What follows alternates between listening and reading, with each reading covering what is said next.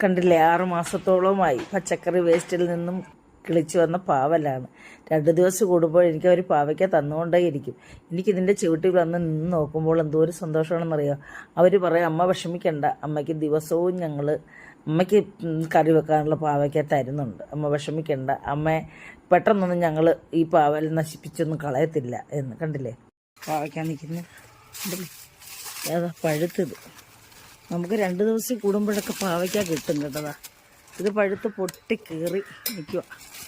ഇതിൻ്റെ അരി എടുക്കാൻ നിർത്തിയിരിക്കുവാണ് ഞാൻ. ഇതാ വേറെ രണ്ട് പാവയ്ക്കൂടെ നിൽക്കുന്നുണ്ടല്ലേ, ഇതുണ്ടല്ലേ, ഇതാ ഉണ്ടല്ലേ, ഇതാ പിന്നെ ഇതാ ഒരു കുഞ്ഞ് പാവയ്ക്ക. പിന്നെ അണ്ട കവറിടാതൊരു പാവയ്ക്ക എന്തായാലും ഭാഗ്യത്തിന് നിന്നത് പുഴു തിന്നില്ല. ഇതാ ഇതിങ്ങ് വെച്ചെടുക്കാം.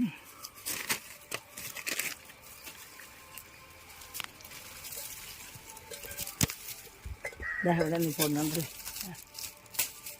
6 മാസം കൊണ്ട് എന്നെ ഇവർ സഹായിച്ചുകൊണ്ടിരിക്കും. അവർ പറയും, നിങ്ങളെ ഞാനിത് വിടുകൊള്ളത്തില്ല. ഇതിൻ്റെ ഇടയ്ക്ക് കോവയ്ക്കായും നിൽപ്പുണ്ട് കേട്ടോ. അതാ ഇതുണ്ടല്ലേ, കോവയ്ക്കായും പിച്ചെടുക്കാം. അപ്പോൾ കോവയ്ക്കായും പാവയ്ക്കായും കൂടി ഇന്ന് ഞാനിപ്പോൾ ഒരു മെഴുക്ക് പുരട്ടി തയ്യാറാക്കാൻ പോവുകയാണേ. അപ്പോൾ ഇതെല്ലാം പിച്ചെടുക്കാം. നമുക്ക് ഇതിൻ്റെ ഇടയ്ക്കൊക്കെ നിൽപ്പുണ്ട്. അപ്പോൾ ഇത്രയും പാവയ്ക്കായും കോവയ്ക്കായും കൂടെ കിട്ടി. ഇത് നമുക്ക് നല്ല ഒരു മെഴുക്ക് പുരട്ടി തയ്യാറാക്കാം. ചട്ടി അടുപ്പിൽ വെച്ച് ചൂടായി 1 ടേബിൾ സ്പൂൺ വെളിച്ചെണ്ണ ഒഴിച്ച് 1/2 സ്പൂൺ കടുകിട്ട് അരിഞ്ഞു വെച്ചിരിക്കുന്ന പാവയ്ക്ക, കോവയ്ക്ക, അച്ചങ്ങ, പച്ചമുളക് എല്ലാം കൂടെ അതിലിട്ട് മൂപ്പിച്ച് 1 സ്പൂൺ മുളക് പൊടിയിട്ട് തയ്യാറാക്കി ടേസ്റ്റി മെഴുക്ക് പുരട്ടി.